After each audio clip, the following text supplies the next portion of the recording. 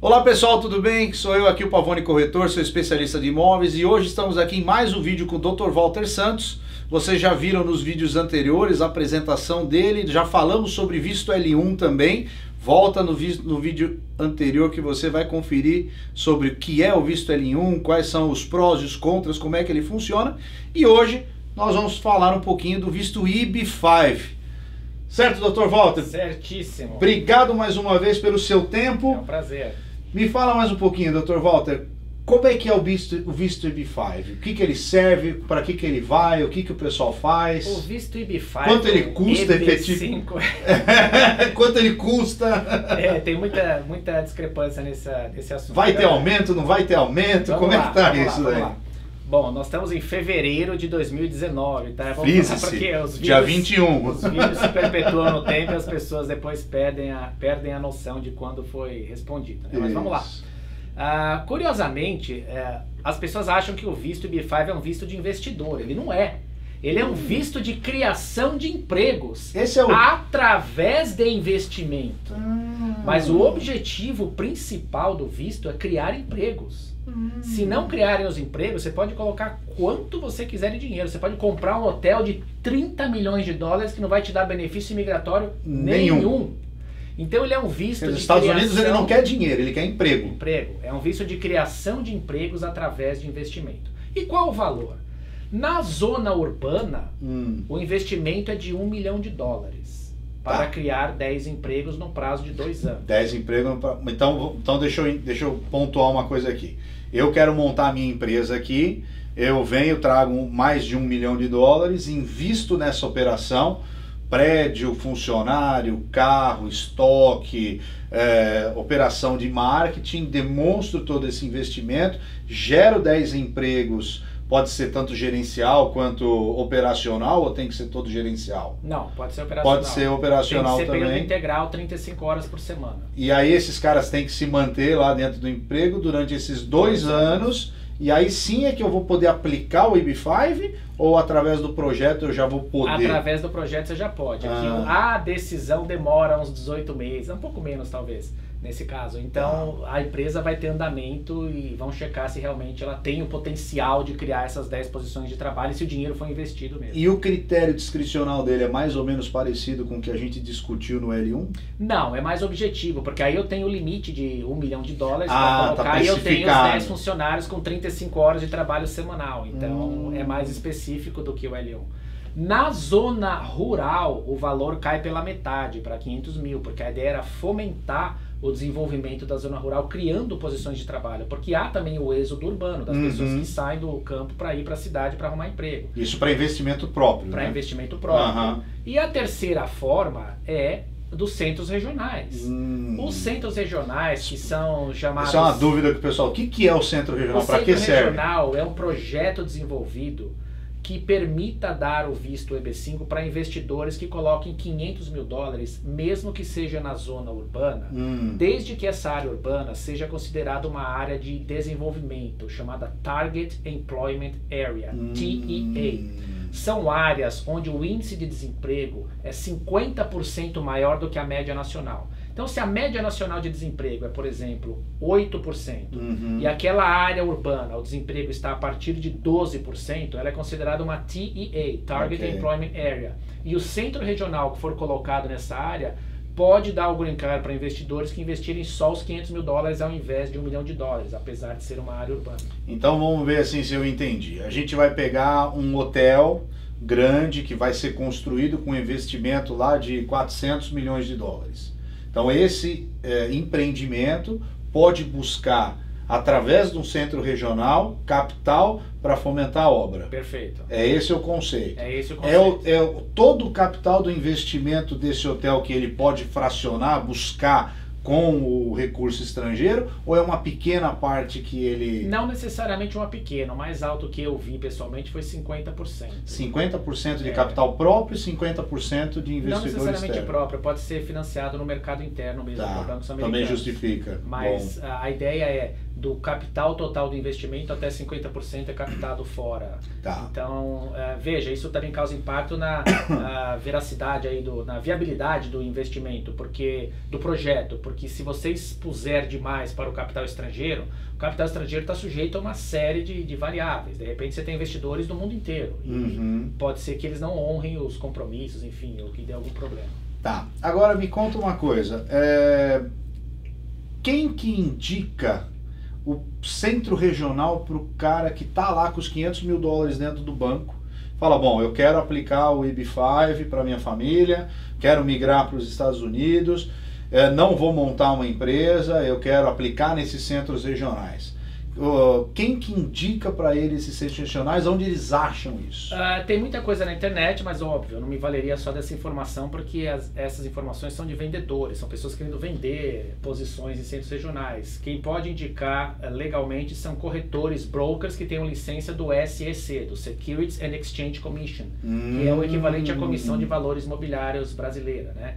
Então, essas pessoas é que tem que fazer uma análise, estão sujeitas a controles e tudo mais, para saber se aquele investimento é viável ou não. Eu, como advogado, posso dizer da possibilidade de através do histórico, exato, de ter trabalhado com esse grupo de investidores do Centro Regional anteriormente e dizer, olha, minha experiência foi boa, tem essa exposição aqui, tem esse problema ali, enfim, isso eu posso fazer, porque eu sou advogado da pessoa na parte imigratória, para saber se é possível dar o visto. Tanto agora, que a análise do investimento, tem profissionais que inclusive fazem só isso, para examinar se um bom investimento. Eu escutei alguma coisa que a regra, né, o que regulamenta a venda do EB5, ela é bem rígida, que não existe comissionamento, ou só existe o comissionamento para quem tem esse tipo de licença. Exato. Então não pode o Zé da esquina falar, não, vem cá, faz esse EB5 que é legal.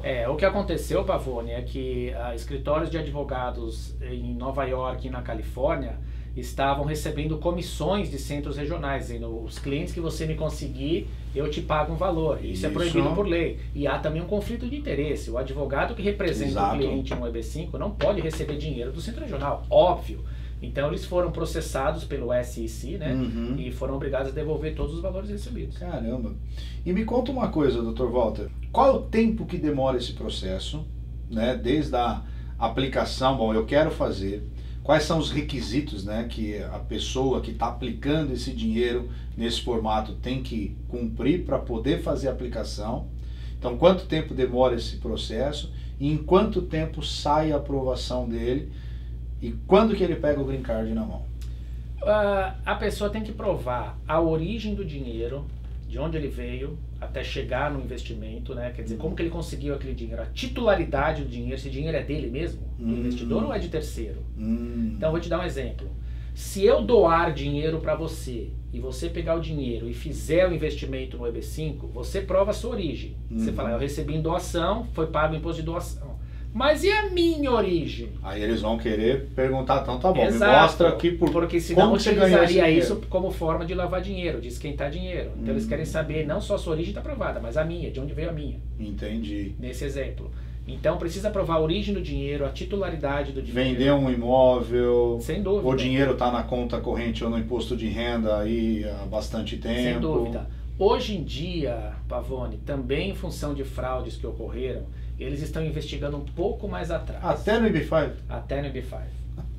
Sabe por quê? 90% do EB5 é feito por chineses. E a tradução é feita da forma que quiser. Então, enfim, ninguém sabe, quer dizer, ninguém. Eu não tenho conhecimento. Eles também teriam ter pessoas especializadas para saber se aquela operação de fato ocorreu. Então, olha só, você comentou de vender um imóvel. Ok, você provou que você vendeu um imóvel, mas eles estão querendo saber com que dinheiro você comprou aquele imóvel. Mas, bom, se é um imóvel que está no teu imposto de renda há 10 anos, você consegue comprovar. Perfeito, mas tem países que não têm declaração de bens.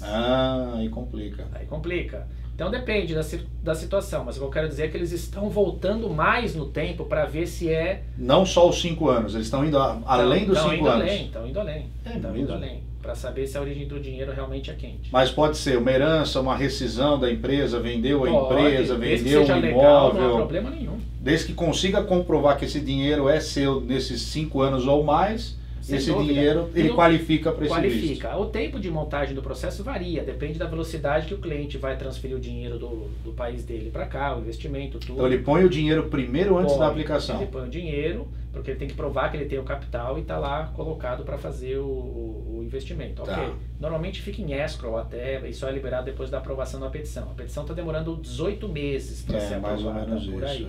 Alguns casos mais rápidos, outros casos mais demorados.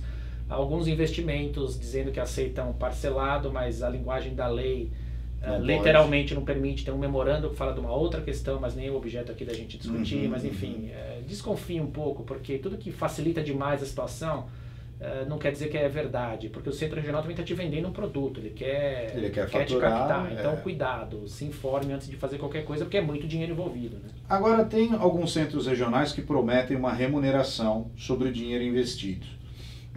Isso é fato? Realmente acontece? É verdade. Por que isso acontece? Em 2007 tinham 17 centros regionais. Hoje tem mais de 800. Nossa! Continuam sendo apenas 10 mil vagas de EB5 todo ano. Por ano. Então os centros regionais brigam entre si para conseguir preencher 10 mil vagas naquele ano.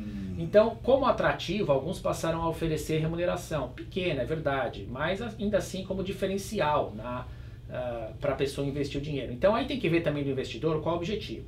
Tem cliente que é a recuperação do capital mais rápido, tem cliente que é uma remuneração maior, tem cliente que é a aprovação do EB5 mais rápida.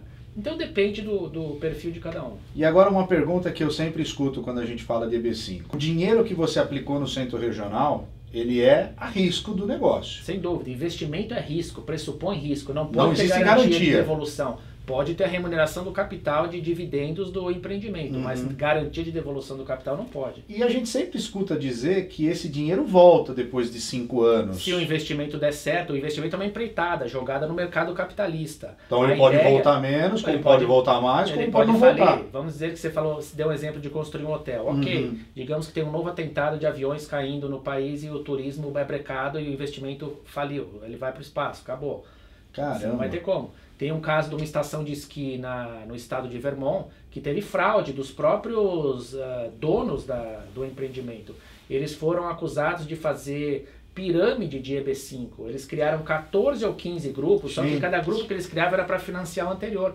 Então todo o acervo foi bloqueado pelo SEC, pelo governo federal, nomearam um interventor, que fica lá em Miami, e estão vendendo todo o acervo para pagar os credores. Aí você tem que ver nos grupos de investidores em que momento que cada um fez o investimento, porque alguns vão receber o green card, talvez não recebam o dinheiro. Agora vai ter gente que aplicou e não vai receber nada, nem o dinheiro. Nem o green card. Eu tive uma cliente que porque o processo do EB5, você aplica, recebe o seu green card temporário, depois de 2 anos você tem que aplicar para o definitivo, e aí você tem que sustentar tudo aquilo que foi falado no início do projeto para ir para frente, é isso? É isso. E eu tive uma cliente que no momento da renovação o projeto não tinha ido para frente, eles não tinham atingido. Você já passou por alguma situação dessa? Nesse caso, ele perde o green card? Perde, porque o primeiro green card ele é condicional ao empreendimento ter atingido tudo aquilo que ele disse que ia atingir. E aí ele precisa remover as condições do green card para receber o definitivo.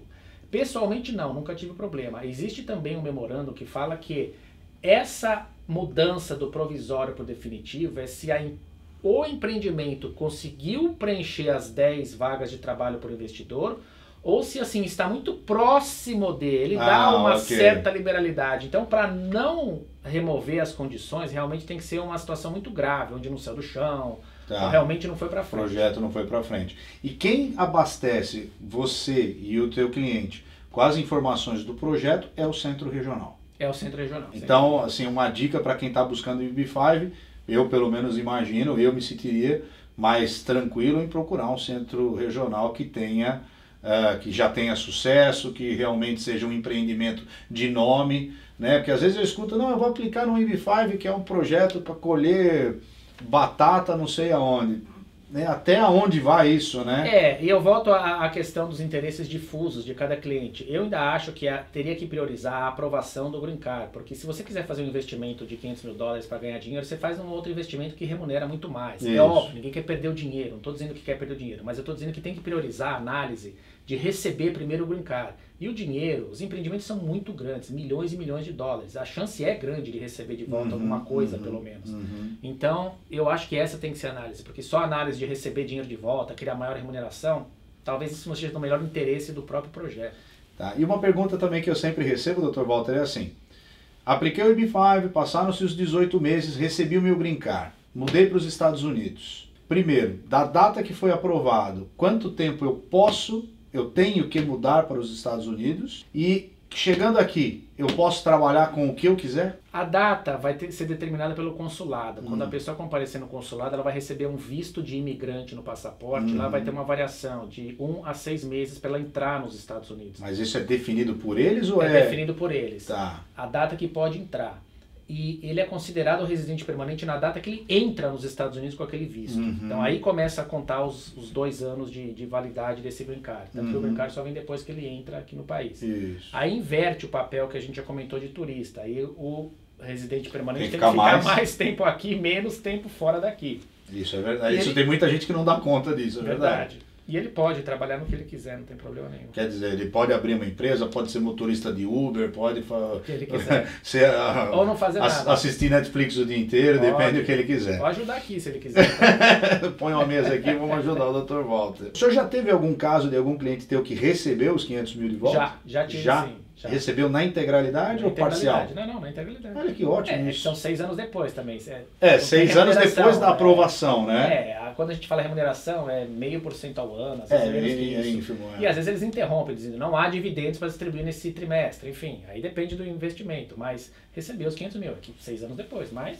Então quer dizer, é a risco, mas a grande chance de você Sem tirar dúvida. ele ou boa parte dele. Eu ia te falar que existem histórias, não é a minha clientela, mas tem chineses que não querem nem saber em receber o dinheiro de volta, eles só querem o Green Card para imigrar para cá, não estão nem preocupados com isso. Tem uma história que eu já escutei falando assim, que uma das cidadanias mais baratas é dos Estados Unidos por causa dos 500 mil dólares, é alguma coisa assim? Os 500 mil dólares, Pavone, foram determinados em 1990. E vai subir quando isso? Quem é que sabe?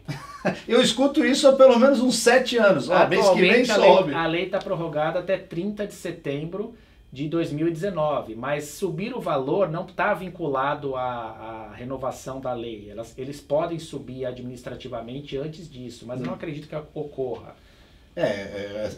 Eu tenho escutado isso há bastante tempo. A previsão e todo do mundo governo, fala, não sei. A conta do governo é que os 500 mil dólares em 1990, só pela inflação, corresponderiam a 1.250.000 hoje.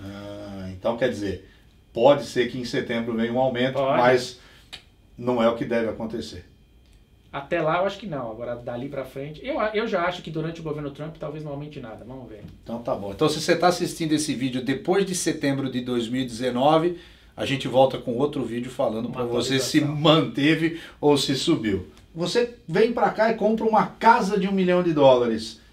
Você pode aplicar o EB5? Não, porque lembra quando nós conversamos que é criação de emprego? Comprar casa não vai criar empregos, então não funciona assim. Mas vou contratar um limpador de piscina, vão trabalhar 35, não esquece. Não, tem que ser uma empreitada.